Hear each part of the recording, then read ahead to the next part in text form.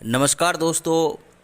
आयुष विभाग में जिस प्रकार से वैकेंसी की कमी देखी जा रही है और ख़ास करके बिहार में जिस तरह से आयुष की अनदेखी हो रही है, उसके मद्देनज़र यह कहा जा सकता है कि आयुष विभाग को किस तरह से लगातार नज़रअंदाज किया जा रहा है और बिहार में 3270 आयुष चिकित्सकों की नियुक्ति में जो 2900 के लगभग चिकित्सकों को नियुक्त किया गया, उसमें भी जो रिक्त पद रह गए उसमें किसी भी तरह की आगे वैकेंसी आने की संभावना नहीं दिख रही है। जो परमानेंट नौकरी था उस पर भी किसी तरह का सरकार का ध्यान नहीं है और दावे बड़े बड़े किए जा रहे हैं, लेकिन ख़ास तौर पर उदासीनता तब होती है जब स्वास्थ्य विभाग का वैकेंसी आता है और उसमें आयुष विभाग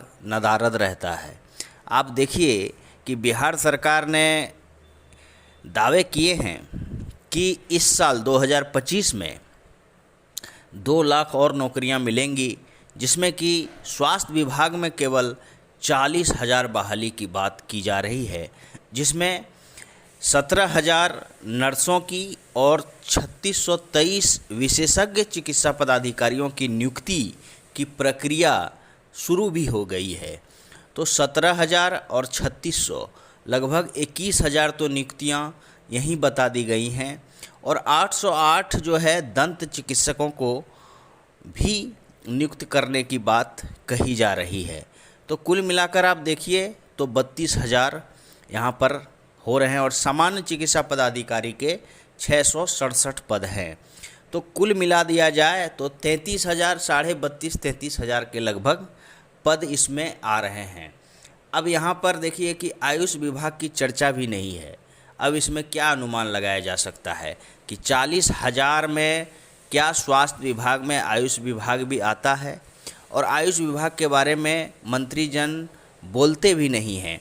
और ये जो बातें आई हैं कि 40,000 स्वास्थ्य विभाग में नई भर्तियां होंगी, वो तब है जब विधान परिषद में ये सवाल उठाए गए। मंगल पांडे जो स्वास्थ्य मंत्री जी हैं, उन्होंने इसका जवाब दिया विधान परिषद में। तब ये बातें सामने आई कि इस साल 40,000 बहाली स्वास्थ्य विभाग में की जाएगी।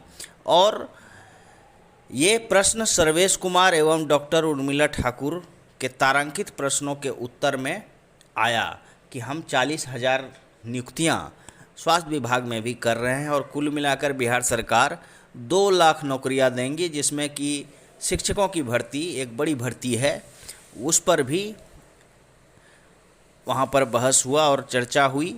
तो कुल मिलाकर आप देखिए कि स्वास्थ्य विभाग में आयुष विभाग नदारद है और 2900 के आसपास, जो 3,000 के आसपास हमारा आरबीएसके और मेन स्ट्रीम का जो वैकेंसी आया था, उस पर तो दूर दूर तक कहीं चर्चा भी नहीं है और उसकी भी संभावना अब लगता है कि 1-2 माह और उसमें लगेंगे।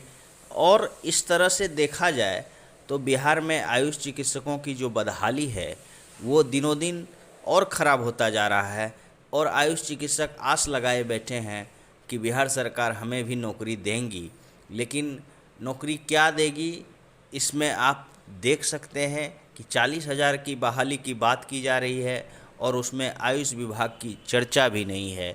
तो इससे आप खुद भी अंदाज़ा लगा सकते हैं, आप भी इसे समझ सकते हैं कि बिहार सरकार आयुष विभाग को लेकर के कितना संजीदा है और उसके बारे में कितनी चिंतित है।